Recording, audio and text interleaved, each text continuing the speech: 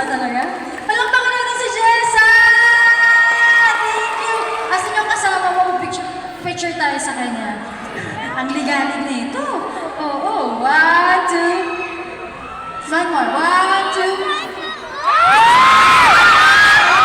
Love you, Jessa!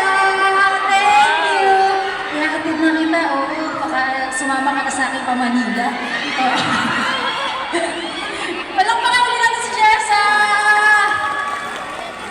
Gusto niyo